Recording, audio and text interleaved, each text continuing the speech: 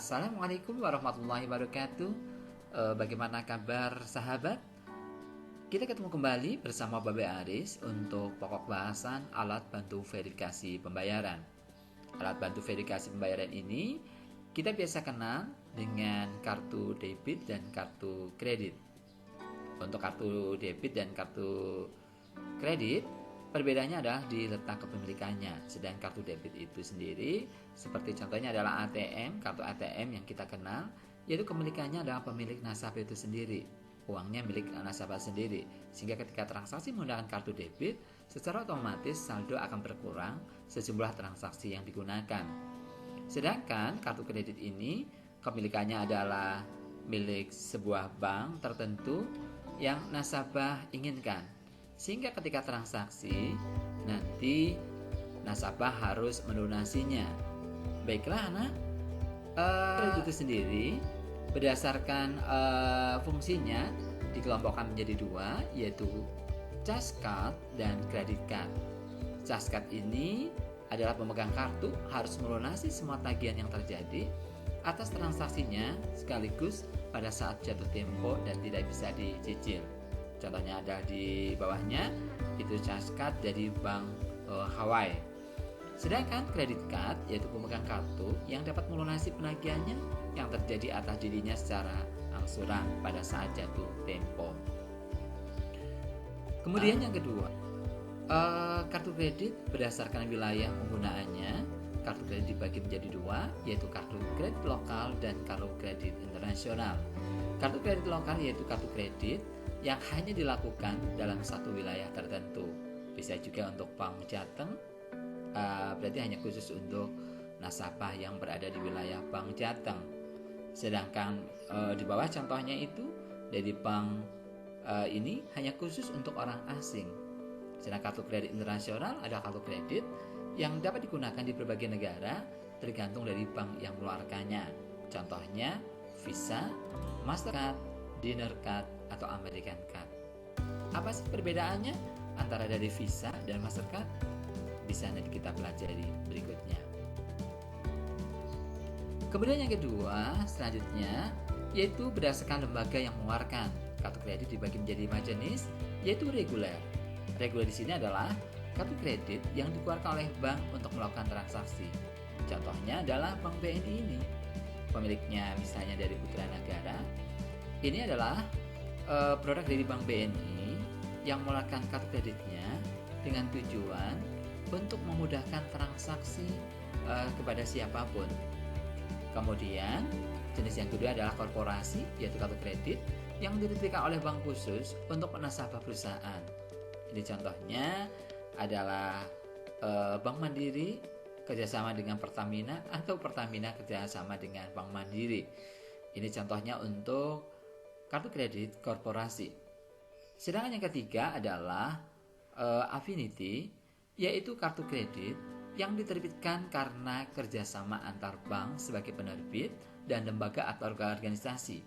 Contohnya di sini di bawahnya adalah BNI kerjasama dengan Universitas Sriwijaya untuk transaksi berkaitan dengan pembayaran, apapun transaksi yang dilakukan oleh mahasiswa atau dosen, yang penting keluarga besar dari Universitas Sriwijaya.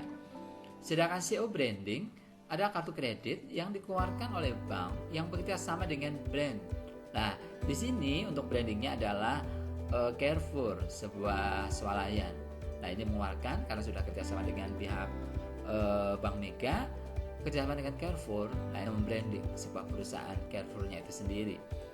Yang terakhir adalah private label, yaitu kartu kredit yang dikeluarkan oleh bank penerbit itu sendiri tanpa bekerja sama dengan organisasi yang lain. Contohnya adalah Indomaret yang bekerja sama dengan BCA.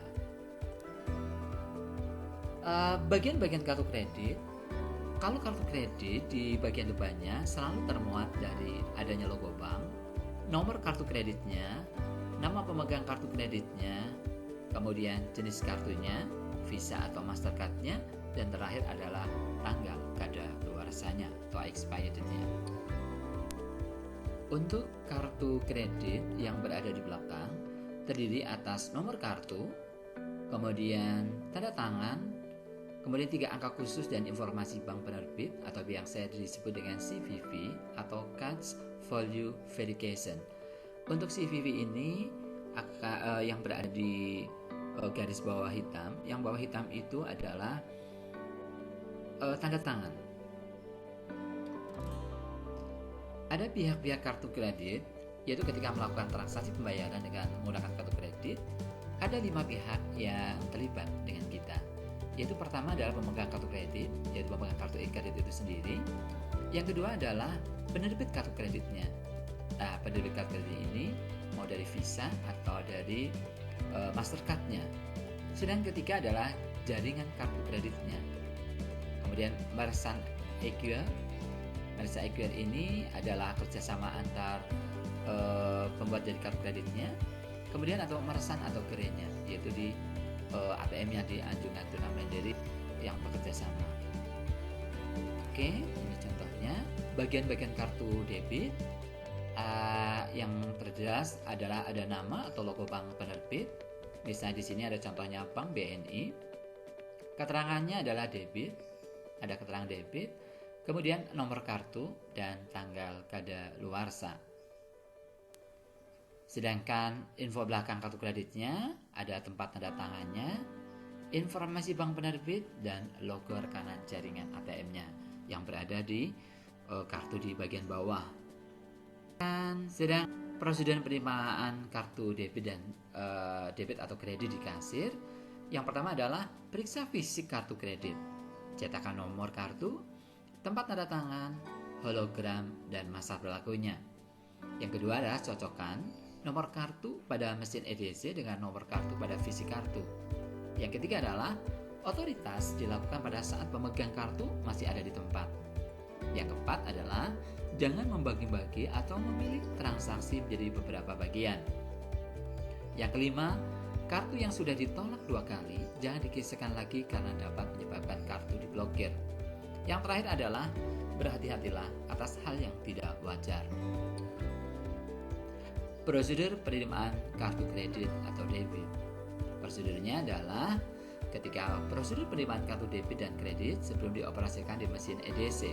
Yang pertama, terima kartu kredit atau debit dengan kedua tangan sambil tersenyum. Konfirmasi kembali jenis kartu yang Anda terima. Jika pelanggan menggunakan kartu kredit, tanyakan jenis verifikasi yang digunakan, apakah menggunakan PIN atau tanda tangan. Yang keempat adalah jika ternyata saldo tidak mencukupi atau kartu kredit telah decline atau saldo limit, jangan sekali-kali mengatakan kartu decline, tetapi ganti dengan kata yang lebih sopan agar tidak tersinggung. Yang kelima adalah ketika selesai melakukan transaksi, kembalikan kartu kredit atau debit berikut struk EDC dan struk pembelanjaan dengan kedua tangan. Transaksi di mesin EDC harus di settlement maksimal 5 hari setelah transaksi. Faktur EDC atau manual harus disetorkan ke card center maksimal 5 hari sejak tanggal transaksi. Sedangkan yang terakhir adalah kopi faktur merchant harus disimpan selama 128 bulan. Baiklah anak-anak sahabat Babe Aris, matur nuwun semuanya. Oke, jangan pernah lupa subscribe dan like and share-nya ya. Plus, lakukan sekarang, terkadang nanti, atau akan menjadi tidak pernah. Sifat suka menunda-nunda itu ibarat kartu kredit. Keenakan memakainya, tanpa sadar, tak tahu terbebani hutang yang sangat besar, yang sangat sulit untuk dilunasi. Baiklah, sekali lagi, matur nuwun, sairi, wassalamualaikum warahmatullahi wabarakatuh.